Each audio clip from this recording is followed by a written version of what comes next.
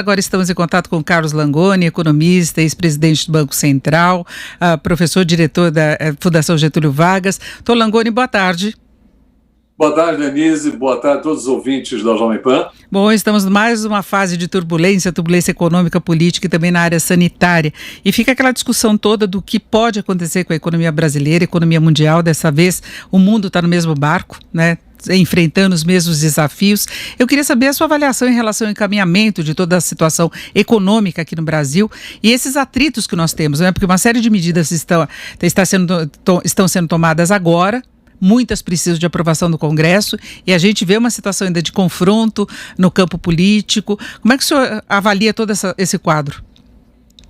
Denise, em primeiro lugar, nós vivemos uma democracia barulhenta. Então é natural que numa situação de crise profunda, vamos ter uma queda do PIB esse ano estimado em cerca de 5%, é natural que haja uma discussão pública e também interna dentro do governo sobre os caminhos a seguir. Eu, inclusive, gostaria de discutir um pouco essa questão da saída pós o pior período da pandemia, o chamado Plano Marshall. Eu acho essa comparação bastante equivocada.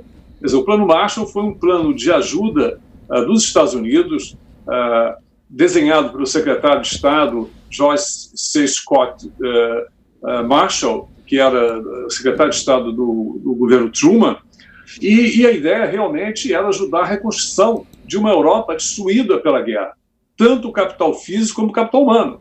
É uma situação completamente diferente da que nós estamos vivendo atualmente. Nada foi destruído, nós tivemos perdas, lamentável, perdas de vidas humanas, mas nada comparável com a destruição observada após a Segunda Guerra Mundial. Então, essa primeira grande distinção, nós estamos numa situação de hibernação. O nosso capital físico foi preservado, as indústrias estão paradas, a maioria delas paradas, mas estão prontas para voltar a funcionar. Temos também uma retração do consumo devido ao isolamento social, que é necessário para evitar administrar melhor o uso da estrutura hospitalar de saúde pública. Mas, fora isso, a economia pode sim voltar a funcionar, desde que a saída seja uma saída inteligente. E aí que entra a discussão, não há espaço para gastos públicos. O Estado não tem condições de liderar essa recuperação. Quem vai ter que liderar é, de fato, o setor privado. Agora, o setor privado teria fôlego, disposição e confiança para investir numa retomada? Eu acho que sim. Primeiro, você colocou um aspecto importante. É necessário reconstruir as âncoras fiscais que foram de uma certa forma, colocadas de lado a fim de atacar uma emergência social. Quer dizer, nós tivemos, na verdade, é curioso, Denise, eu tive que fazer uns cálculos, inclusive para essa edição do jornal da Jovem Pan, de quanto foi o gasto do Plano Marshall. O Plano Marshall, a preços de hoje, atualizei os valores, são 13 bilhões de dólares nesse período de 48 e 52, atualizando, usando o deflator implícito PIB americano, daria mais ou menos hoje algo em torno de 110, 120 bilhões de dólares. Ou seja, por coincidência, é mais ou menos aquilo que foi gasto nas ações sociais contra a pandemia, contra o Brasil já gastou mais ou menos, até em torno de 600 bilhões, um pouco até mais do que foi gasto no Plano Marshall naquela época, né? Evidente que o PIB americano, naquela ocasião, era um valor bem mais modesto, em torno de 260 bilhões de dólares, hoje é 20 trilhões de dólares. Os montantes envolvidos no apoio das economias avançadas são trilhões de dólares, 2 trilhões nos Estados Unidos, 1,5 trilhão na União Europeia. De qualquer maneira, eu queria dizer que nós já fizemos o Plano Marshall. Quer dizer, se era para gastar para evitar o pior do ponto de vista social, que é o desemprego, ajudar os mais vulneráveis, a mão de obra informal que perdeu a sua renda, isso já foi gasto. A saída pós-crise, vamos dizer assim, o retorno ao crescimento sustentado, ele tem que ser liderado pelo setor privado, não é uma escolha ideológica, uma escolha pragmática. O Estado não terá recursos. Nós vamos ter uma herança de endividamento público muito alto, da ordem de 90% do PIB, e esse endividamento público vai limitar a capacidade do Estado de se endividar ainda mais. Então, nós vamos ter que realmente tratar com muito cuidado essa saída da crise. Eu sou a favor de mais comércio e menos ajuda, usando aqui um paradoxo. Não há ninguém ajudando ninguém, nem dentro da União Europeia. Eu acho que o Brasil, sim, tem condições, através, principalmente, da modernização dos marcos regulatórios, através de uma política mais agressiva de concessões e privatizações, e principalmente a abertura da sua economia, acordos bilaterais, inclusive com os Estados Unidos, nós podemos recuperar a confiança e atrair investimentos diretos, privados, nacionais e estrangeiros. Agora, o senhor seria então contra esse projeto Pró-Brasil, que seria coordenado pelo general Walter Braga Neto, que é o ministro-chefe da Casa Civil, que foi sinalizado ontem pelo governo? Não, o que eu li até agora é um projeto bastante modesto que diz respeito a gastos públicos. O próprio ministro Tarcísio falou em 30 bilhões ao longo de 2, 3 anos. Quer dizer, isso é um valor muito pequeno. A ênfase maior, de cerca de 260 bilhões, são em concessões. Concessões, de novo, é capital privado, é investimento em infraestrutura, que precisa apenas de marcos regulatórios consistentes. Existe um espaço enorme para o investimento direto na área de saneamento, na área de energia, na área de transporte. Tudo isso vai poder ser retomado, então eu não vejo nenhuma inconsistência. Eu acho que há um debate, há uma tentativa de polarizar, mas eu vejo uma posição muito cautelosa do governo em anunciar um programa de recuperação, de saída, de reencontro do crescimento sustentado, mas sem depender de forma excessiva de gastos públicos.